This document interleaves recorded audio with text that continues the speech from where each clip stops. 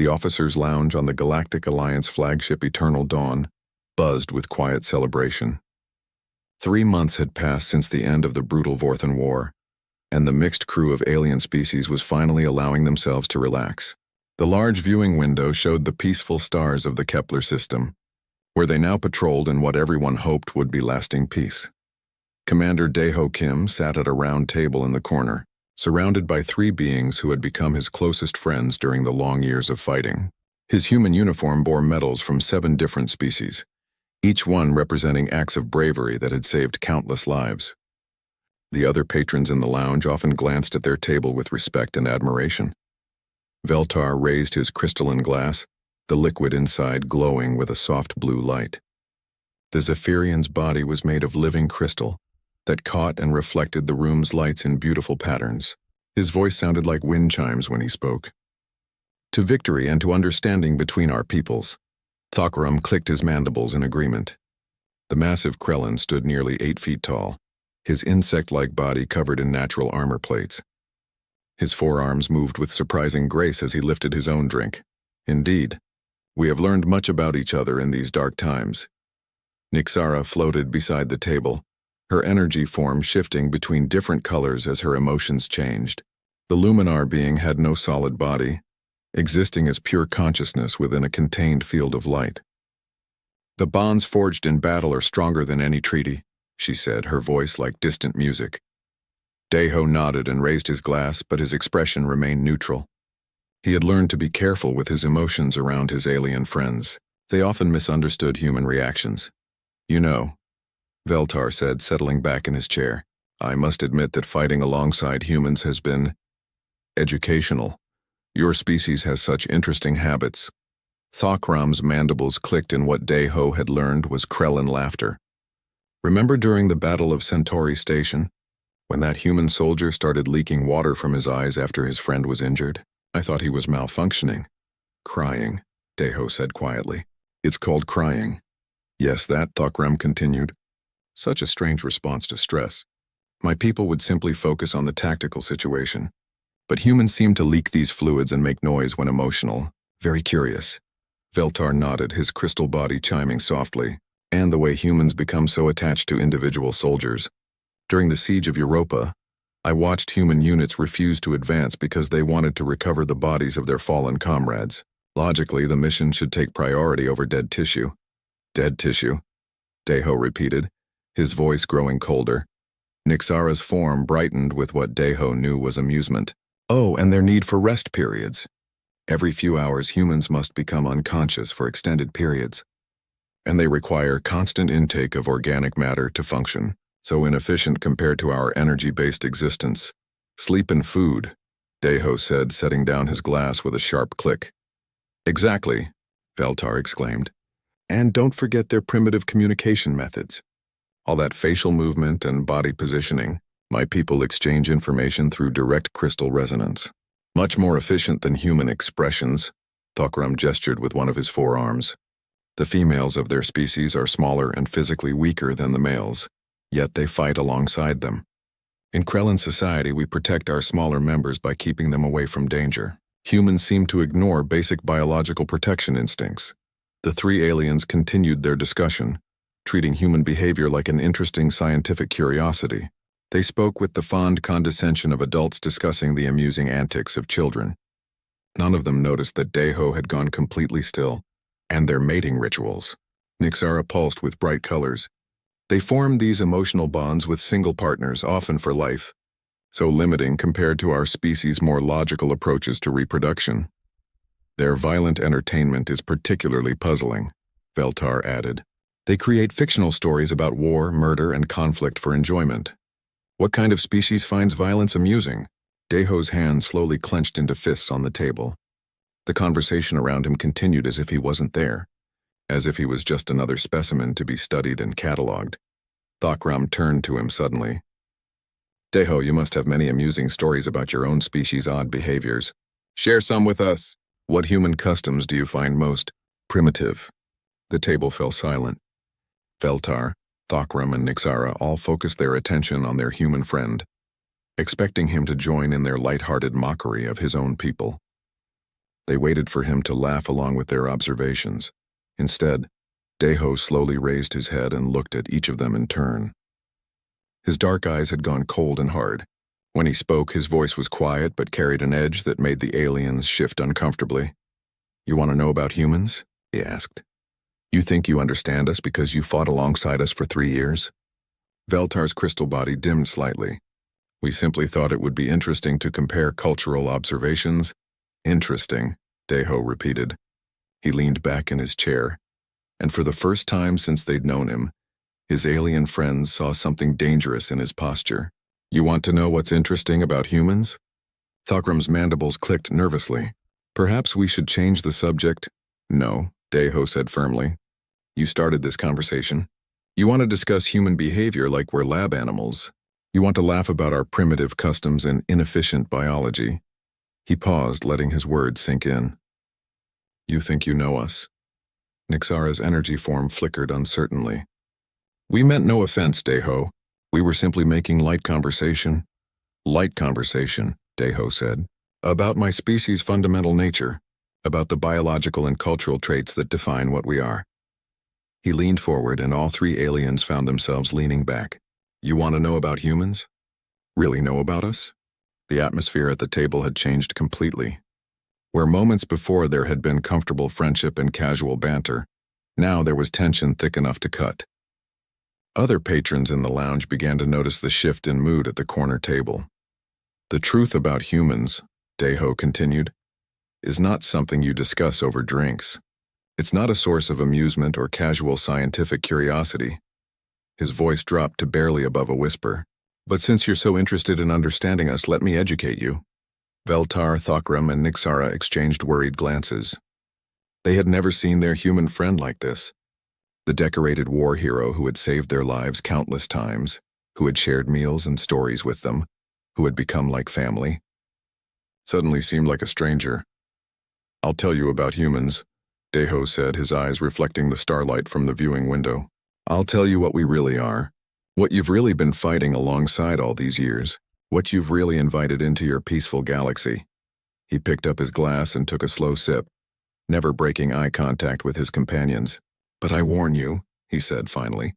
"Once you know the truth about humans, you can't unknow it. Once you understand what we are, your comfortable assumptions about us will be gone forever." The 3 aliens sat in silence, suddenly afraid to hear what their human friend was about to tell them. In the space of a few minutes, their cheerful conversation had turned into something else entirely, something that felt dangerous. "So," Deho said, setting down his glass with deliberate care, "are you sure you want to know about humans?" Deho studied the faces of his 3 companions, noting their discomfort. Good. They should be uncomfortable. They had spent the last hour treating his species like an amusing curiosity, and now it was time for them to learn the truth. "Let me start with a simple question," Deho said, his voice calm and controlled. "How many of your own species have you personally killed?" The question hit the table like a physical blow. Veltar's crystal body went completely dim for a moment. Thokram's mandibles clicked in what Deho recognized as shock. Nixara's energy form flickered between confused colors. "What kind of question is that?" Veltar asked, his voice strained. "Why would anyone kill their own kind?" "Exactly my point," Deho replied. "Veltar, in your species' entire recorded history, how many Zephyrians have died at the hands of other Zephyrians?" Veltar's crystal form rang with a confused tone. "None. Such a thing is impossible. We are logical beings. We resolve conflicts through reasoned discussion and crystal harmony. Violence against our own kind goes against our fundamental nature." Deho nodded and turned to Thokram. "And the Krellans?" Thokram shifted his massive frame uncomfortably. "We have honor duels, yes. But these are ritual combats with strict rules. No Krellan has killed another Krellan in over 1,000 years. To spill the life fluid of one's own species is the ultimate shame. It would mean exile from all Krellan society. Nixara, the energy being pulsed with nervous light. We Luminars cannot truly die as you understand it. Our consciousness can be damaged or dispersed, but we have never harmed another Luminar in such a way. It would be like cutting off part of our own collective mind." Deho leaned back in his chair. "Humans have been killing other humans for over 200,000 years. The silence that followed was deafening. Around them, the gentle hum of the ship's engines and the quiet conversations of other patrons seemed to fade away. Every single day of our existence as a species, Deho continued, we have perfected the art of ending lives.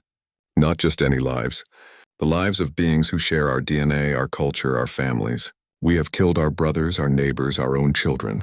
We have made it into an art form. Veltar's crystal body was barely glowing now. That cannot be true. No species could survive such internal violence. Oh, but we did more than survive, Deho said. We thrived. Do you know what we call it when humans fight other humans? War. We have words for 1,000 different types of killing, murder, assassination, execution, massacre, genocide. We needed that many words because we did it that often. He stood up and walked to the viewing window, looking out at the stars. His companions remained frozen in their seats, struggling to process what they were hearing. You know what's really interesting? Deho said without turning around. Each of your species evolved on worlds where cooperation was naturally selected for. Veltar, your people developed intelligence through shared crystal networks. Conflict was impossible because hurting others meant hurting yourself. Thokram's mandibles clicked weakly. Our honor codes evolved to prevent needless death. Because your species could only survive by working together, Deho finished. Nixara, your people exist as pure energy sharing a collective consciousness.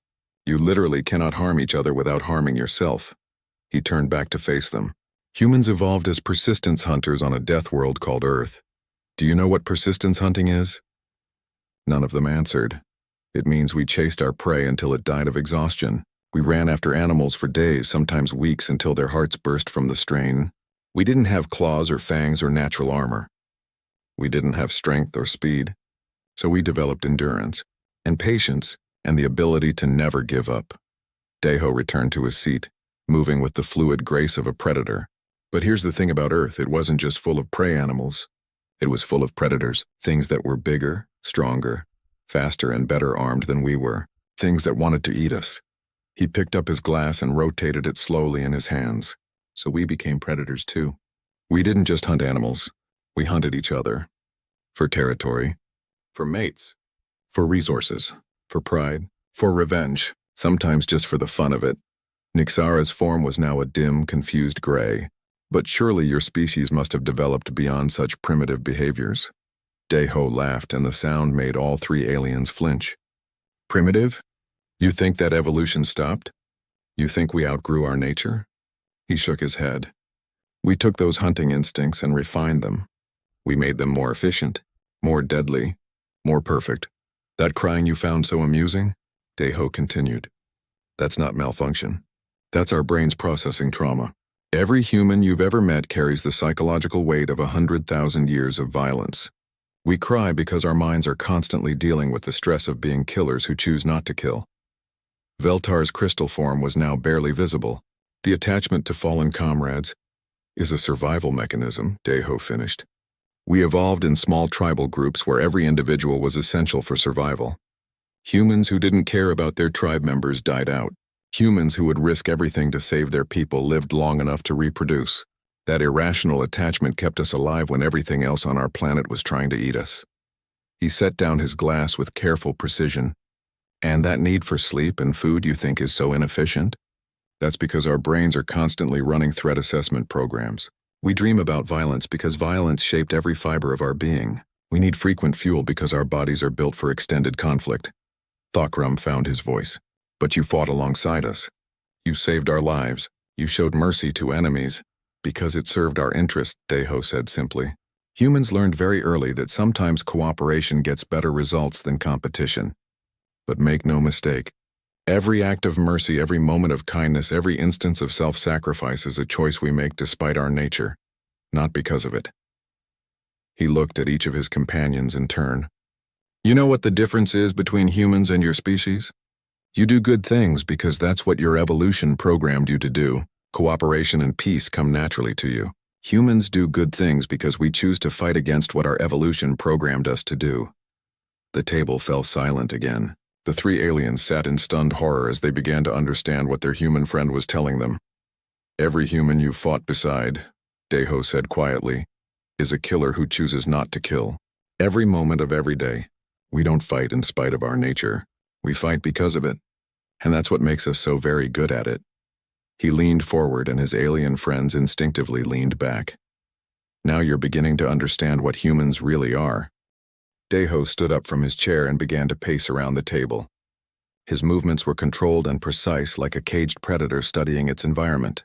His three alien companions watched him with growing unease, beginning to notice things about their human friend that they had never seen before. The way his eyes constantly scanned the room, noting exits and potential threats. The way his hands hung loose at his sides, ready to move at a moment's notice. The way he positioned himself so that no one could approach him from behind. They had always thought these were just human quirks. Now they were starting to understand what they really meant. Veltar, Deho said, stopping directly in front of the crystalline being. Your people developed their crystal-based technology through patient geological study over millions of years. Slow, careful observation of natural processes. Very admirable. Veltar's dim form flickered nervously. We believe in understanding before acting. Humans went from discovering fire to splitting atoms in less than 10,000 years. Deho interrupted. Do you know why we advanced so quickly? Veltar shook his head, afraid to answer. Because every single technological advancement we made, we immediately asked ourselves one question. How can this kill more efficiently? Deho's voice was matter-of-fact, as if he was discussing the weather. Fire, we made flamethrowers. Metalworking, we made swords and spears. Gunpowder, we made cannons and bombs. Nuclear energy, we made weapons that could destroy entire cities. He moved to stand beside Thokram, who tried to shrink back in his chair despite his massive size. Your honor codes, your ritual combat, your noble warrior culture. That's what war looks like when you have the luxury of rules. Thokram's mandibles clicked weakly. Honor in battle is what separates warriors from beasts. Honor is what you can afford when you're fighting for sport, Deho said. Humans created rules of war not because we're civilized, but because we had to stop ourselves from making war so horrific that we'd make our own species extinct. He walked over to where Nixara floated, her energy form now a dull, frightened gray. The Geneva Conventions, the laws of war, rules about not targeting civilians, not using certain weapons, treating prisoners humanely. Do you know why humans needed to make these rules? Nixara's voice was barely a whisper. Why? Because without them we would have used poison gas on children. We would have tortured prisoners to death for information. We would have burned entire cities to the ground just to deny them to our enemies. Deho's voice never changed tone, remaining calm and conversational. We made rules because we knew exactly how far we were willing to go, and it terrified us. He returned to his chair but didn't sit down. Instead, he leaned forward, placing his hands on the table. You beings of pure energy think our physical forms make us weak. But you've never had to live knowing that every person around you could end your existence with their bare hands. Nixara flickered in confusion. Surely that's an exaggeration, is it? Deho asked. Veltar, how would you kill me right now with just your natural abilities? Veltar's crystal form went completely dark. I couldn't. Zephyrians are not built for violence. I have no natural weapon. Thokram, the massive Krellin warrior for all his size and natural armor, clicked his mandibles nervously. In honorable combat with proper weapons and ceremony? No, Deho said. Right here, right now. How would you kill me? Thokram couldn't answer. Nixara? The energy being pulsed with distressed colors. I don't understand the question. I cannot harm physical beings directly. Deho straightened up. I could kill all three of you without leaving this chair. The silence that followed was absolute. Even the background noise of the lounge seemed to fade away. Veltar, Deho continued conversationally, your crystal structure is beautiful, but it's also brittle. A sharp impact at the right frequency would shatter your consciousness core. I know this because humans studied your species' physiology. We study everyone's physiology. Veltar tried to speak but could only produce a faint chiming sound. Thokram, that natural armor looks impressive, but it has gaps at the joints. Your nervous system runs close to the surface at 3 specific points. I could paralyze you in seconds and leave you to die slowly. Thokram's forearms began to shake. Nixara, your energy field is maintained by a specific harmonic frequency. The right electromagnetic pulse would disperse your consciousness permanently. The device to generate such a pulse could fit in my pocket. Nixara's form began to flicker erratically. Every human you've ever met, Deho said quietly, has this knowledge. We categorize weaknesses automatically. We assess threats constantly. We plan for violence even when we hope we'll never need to use it. It's not conscious. It's instinct. He finally sat back down and his alien companions flinched as if he had made a threatening move. That emotional crying you found so amusing? That's humans processing the psychological weight of being killers who choose not to kill. Every moment of every day we suppress instincts that tell us to eliminate potential threats. Every moment of every day we choose cooperation over competition, mercy over efficiency, friendship over survival. Veltar found his voice. But you saved our lives. You fought beside us because it served our purposes, Deho replied. Humans learned very early that sometimes cooperation gets better results than killing everything around us. But make no mistake about our motivations. He leaned forward again and all three aliens pressed back in their chairs. During the Battle of Wolf 359, when I carried Thokram to safety after he was wounded, do you think I did it out of friendship? Thokram's mandibles moved soundlessly. I did it because losing you would have weakened our unit's combat effectiveness, because your death would have demoralized the other Krellin warriors, because keeping you alive served the mission. Deho's voice was gentle, which somehow made his words more terrifying. The friendship came later. The tactical decision came first. Nixara's energy form was now barely visible. You're saying humans see everything in terms of warfare? I'm saying humans see everything in terms of survival, Deho corrected.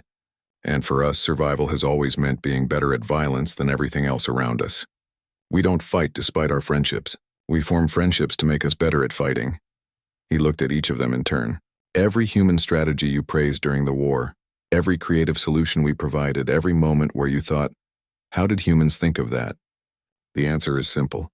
We thought of it because we've been using those same tactics against each other for hundreds of thousands of years. The truth of what he was saying began to sink in. The brilliant military strategies that had won the war, the innovative tactics that had saved so many lives, the human ability to anticipate enemy movements and counter them perfectly. It hadn't been genius. It had been experience. Every war humans have ever fought, Deho said, has been practice for the next one. Veltar's crystal form suddenly flared with desperate light. No, he said, his voice ringing like breaking glass. You're wrong, Deho. The war was won through cooperation, through alliance between our species, through understanding and mutual respect. Thokram clicked his mandibles in rapid agreement. Yes, the victory at Corvin Prime, the liberation of the outer colonies, the final push to Vorthon space, no, these were achieved together. As equals fighting for a common cause. Nixara's energy form brightened with hope.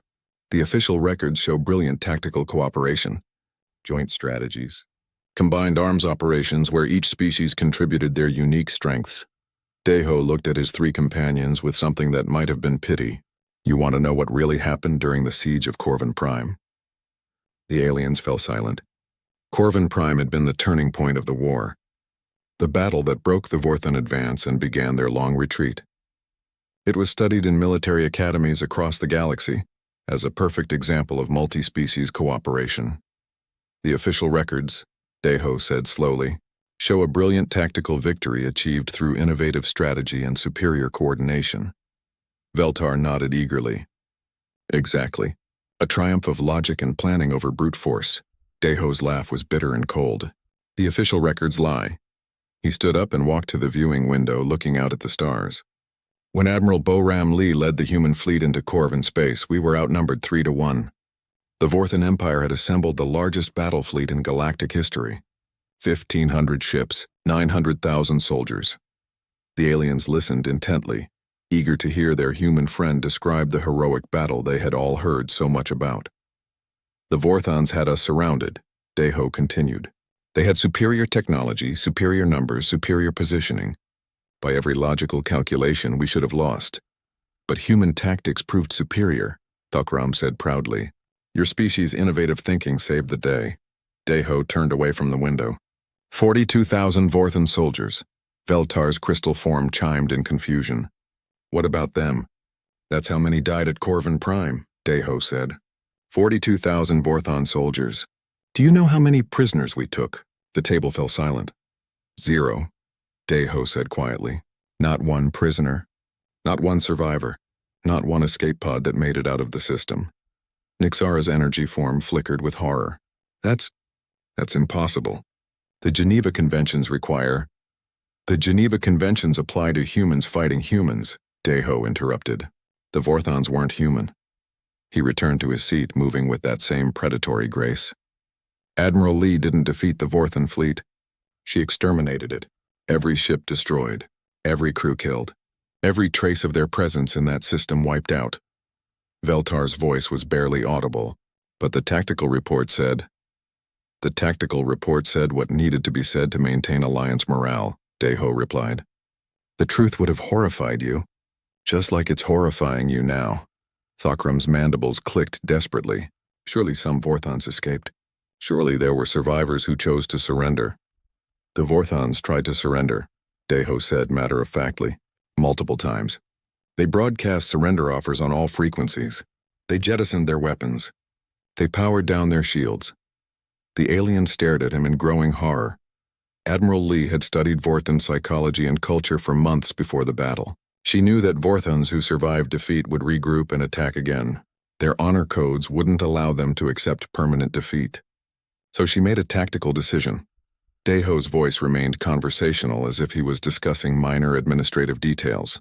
She decided that the only way to ensure Vorthon forces never threatened Alliance space again was to make sure there were no Vorthon forces left. Nixara's form was now barely a whisper of light. You're describing genocide. I'm describing warfare, Deho corrected. Human warfare.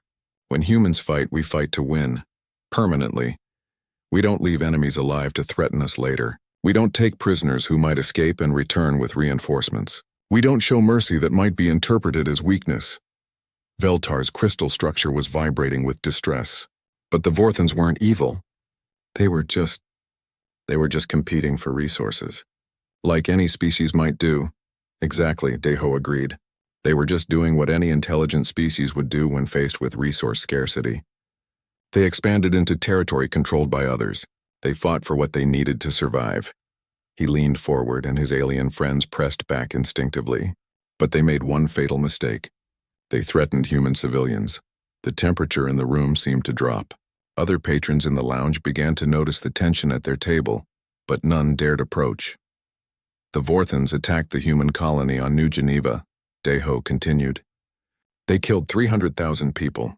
Men, women, children, elderly. They weren't targeting military assets. They were trying to break human morale by showing that our civilians were vulnerable. His voice remained calm, but his eyes had gone completely cold. They killed our young. They killed our elderly. They killed our weak. They activated something in humans that your species have never had to develop. Thokram found his voice. What?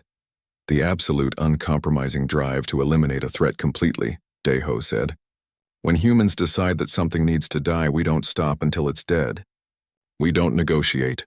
We don't compromise. We don't show mercy. We exterminate the threat and everything connected to it. He stood up again, and this time all three aliens shrank back as if he had drawn a weapon. The Vorthons thought they were fighting a war. They thought they could hurt us enough to make us give up and negotiate. They didn't understand what they had really done. Deho walked around the table again, his movements controlled and deliberate. They hadn't started a war. They had marked themselves for extinction. From the moment the first human child died on New Geneva, the Vorthon Empire was doomed. Not defeated. Not conquered. Doomed. Nixara's voice was barely audible. You're saying humans plan to destroy their entire species?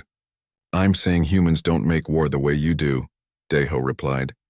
You fight until your enemies are defeated and then you negotiate peace. Humans fight until our enemies are gone. Permanently. The truth hit them like a physical blow. The war they thought they had won through cooperation and alliance had actually been a systematic extermination campaign run by their human allies. Every battle after Corvin Prime, Deho continued, was just humans working their way through the Vorthon Empire system by system, ship by ship, planet by planet. We didn't conquer their territory. We sterilized it. Veltar's crystal form was now almost completely dark. How many? How many what? How many Vorthons died? Deho considered the question. All of them. The silence that followed Deho's last words stretched on until it became unbearable. His three alien companions sat frozen in their chairs, struggling to process what they had just heard. The comfortable officers' lounge around them suddenly felt cold and hostile. Thakram finally broke the silence, his voice barely above a whisper. "All of them? You killed an entire species?" "We eliminated a threat," Deho corrected, returning to his seat with that same fluid motion. "Completely and permanently. It's what humans do when we decide something needs to die." Veltar's crystal form flickered with desperate hope. But surely some survived. Somewhere in the galaxy there must be Vorthon refugees, hidden colonies. Deho shook his head. General Heejin Park was very thorough. Her intelligence teams tracked down every Vorthon outpost, every hidden base, every refugee ship. The operation took 18 months after the official end of the war. Very quiet, very efficient. No witnesses. Nixara's energy form pulsed with horrified colors. The Galactic Alliance approved of this? The Galactic Alliance was never told, Deho replied simply. You celebrated your victory and began planning for peace. Meanwhile, human ships were systematically hunting down the last remnants of the Vorthon Empire. He picked up his glass and took a slow sip, watching his companions' reactions. You want to know the most disturbing part? The Alliance didn't win the war against the Vorthons. You just pointed humanity at your enemies and let human nature do the rest. Veltar's voice was breaking like static. You're saying we're responsible for genocide? I'm saying you're responsible for unleashing predators in your peaceful galaxy, Deho answered. The Vorthons were never a threat to humanity. Earth is too far away, too well defended. They could have fought you for 1,000 years and never touched a human world. The implications began to sink in. Thakram's mandibles clicked in horror. Then why did humans join the war? Because Commander Wu Sung Choi convinced the Human Defense Council that allowing an aggressive species to conquer parts of the galaxy was bad for long-term human security, Deho explained. Better to eliminate the threat now while we had allies to provide support and cover. He set down his glass and looked at each of them in turn. Every strategy you praised us for, every innovative tactic, every moment where you thought humans were brilliant military minds, we weren't brilliant. We were experienced. Deho stood up and began pacing again, but now his movements seemed less like a caged predator and more like a professor giving a lecture. Human military doctrine is based on 10,000 years of constant warfare. We've perfected every possible way to kill, conquer, and destroy. The Vorthon War wasn't a challenge for us. It was practice, Nixara found her voice. Practice for what? For whatever comes next, Deho said simply. There's always something next. Another threat. Another competitor. Another species that thinks they can take what belongs to humans. Veltar's crystal form was vibrating with distress. But the war is over. The galaxy is at peace. Deho's laugh was soft and bitter. The war is over and now you have a new problem. You have humans in your galaxy. Permanently. And you can't put us back. He returned to the viewing window, looking out at the stars. Right now, Captain Min Ho Yoon is establishing human colonies in 12 different systems. Lieutenant So Young Nam is setting up permanent trade routes that will make human merchants essential to galactic commerce. Human families are having children on your worlds. The aliens sat in stunned silence as the full scope of what had happened began to dawn on them. We're not guests anymore, Deho continued. We're not temporary allies who will go home when the fighting is done. We're part of your galaxy now, part of your civilization, part of your future. He turned back to face them. And you invited us in? Thakram's forearms were shaking. What are you saying? I'm saying you need to decide what kind of galaxy you want to live in, Deho replied. Because it's going to be very different from the one you had before humans arrived. Veltar's voice was barely audible. Different how? Safer, Deho said. Much safer. No species will threaten Alliance worlds now. Not after what happened to the Vorthons. The galaxy knows what humans are capable of. They know what we do to threats. He sat back down and this time his companions didn't flinch. They were too shocked to move. But also more dangerous, Deho continued. Because humans don't just eliminate external threats. We compete with each other, constantly. For resources, for territory, for dominance. It's what we do. Nixara's form flickered weakly. Are you threatening us? I'm educating you, Deho corrected. You wanted to know about humans. You wanted to understand us. This is what understanding looks like. He leaned back in his chair, suddenly looking tired. Humans will honor our agreements because it serves our interests. We'll protect Alliance worlds because we protect what's ours. We'll follow Alliance laws because cooperation gets better results than chaos. His voice dropped to barely above a whisper. But don't ever mistake us for the peaceful, logical beings you wish we were. Don't ever forget what we really are, and don't ever threaten what we consider ours. The table fell silent again. Around them, the normal sounds of the ship continued. Other officers laughed and talked at their tables. The viewing window showed the same peaceful stars. But everything had changed. Why are you telling us this? Veltar finally asked. Deho considered the question for a long moment. Because the war is over, and now you need to decide what to do with us. You can't uninvite us from the galaxy. You can't pretend we don't exist. You can't put us back on Earth and hope we stay there. He looked at each of his friends in turn, and you can't change what we are. Thokram's voice was hollow. What do you want from us? I want you to understand that you have a choice, Deho replied. You can work with us as equals and allies knowing what we are and accepting it. You can try to contain us, limit our expansion, control our influence. His smile was cold and predatory. Or you can try to get rid of us. The threat was unspoken but crystal clear. The aliens understood exactly what each option would mean. The question isn't whether we'll change, Deho said, standing up from the table. Humans are what we are. We've been killers for 200,000 years. We'll be killers for 200,000 more. He looked down at his three companions one last time. They sat frozen in their chairs, finally understanding what they had invited into their peaceful galaxy. The question is whether you will. Deho walked away from the table, leaving his alien friend sitting in stunned silence. As he reached the door of the lounge, he paused and looked back. Oh, and next time you want to discuss the amusing quirks of human behavior, he said quietly, remember that every human you've ever met is a killer who chooses not to kill. Every moment of every day. The door closed behind him with a soft hiss, leaving Veltar, Thokram, and Nixara alone with the terrible knowledge of what they had learned about their human allies and what they had learned about themselves.